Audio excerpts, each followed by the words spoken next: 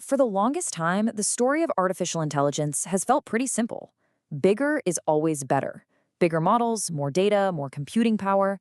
But what if that whole story is wrong? What if the future of AI isn't about building giants, but about training smarter, more efficient models? That's exactly what we're going to dig into. And that's really the big question challenging the entire industry right now.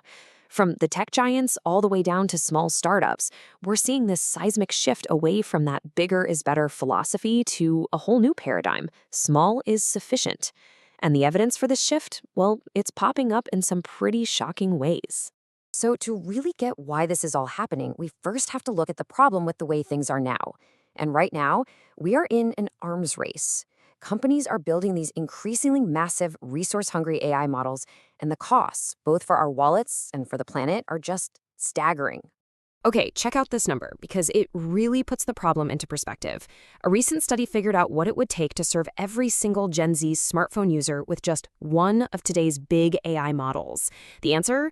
Over 40,000 AI superclusters. And you can think of those as these specialized data centers just jam-packed with thousands of powerful computer chips. I mean, let's be real. Building that many is just, it's not going to happen. So here's the bottom line. This current path of just deploying bigger and bigger AI models through the cloud, it's a dead end.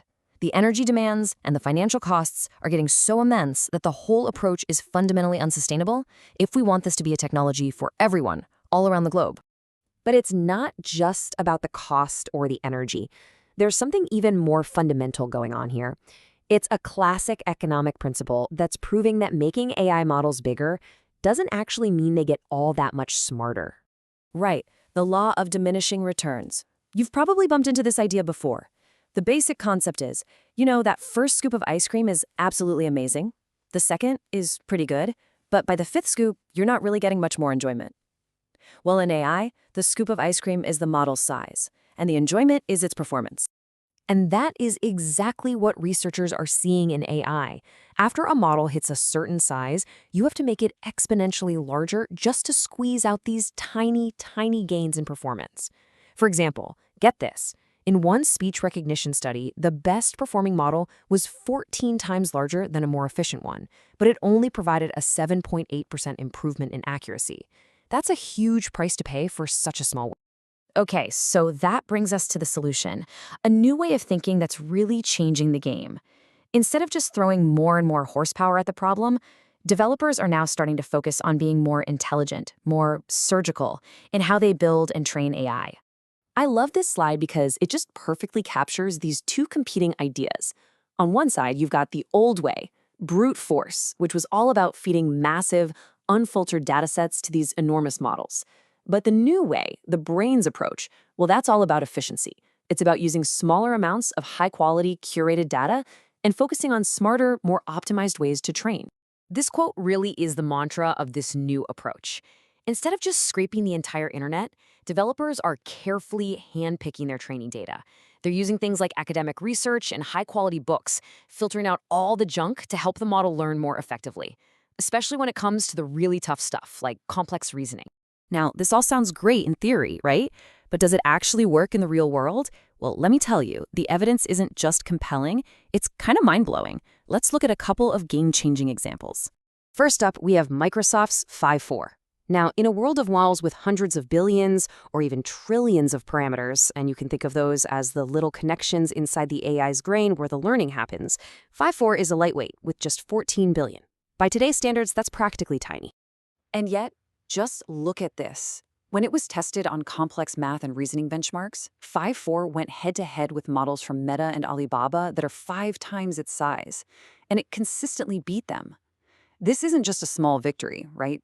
This is solid proof that the brains over brute force idea really works. And 5.4 isn't a one-off fluke. Here's another example.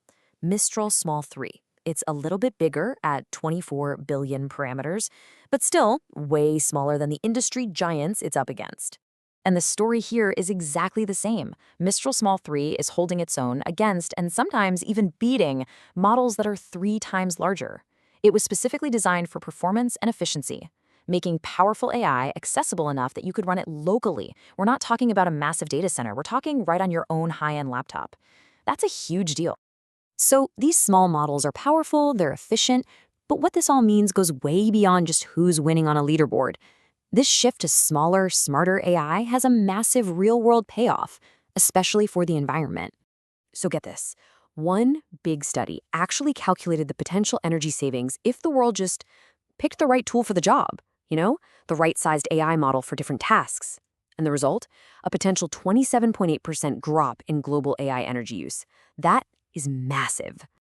Okay, so 27.8% is a huge number. But what does that actually look like? It's kind of hard to wrap your head around, so let's put it in perspective. Well, it looks like this. The energy saved in a single year just by choosing smaller, more efficient AI models would be the same as the entire yearly output of 5 nuclear power reactors. Just think about that. That is an unbelievable amount of energy, and it has huge implications for hitting our climate goals. So when you put it all together, the takeaway is pretty clear.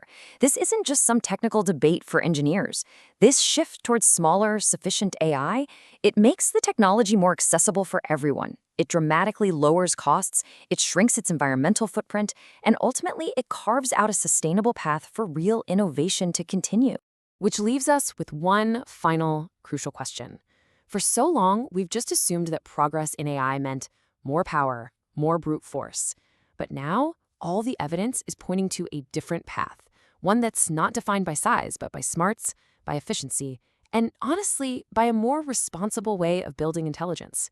It really seems like the future might just be small.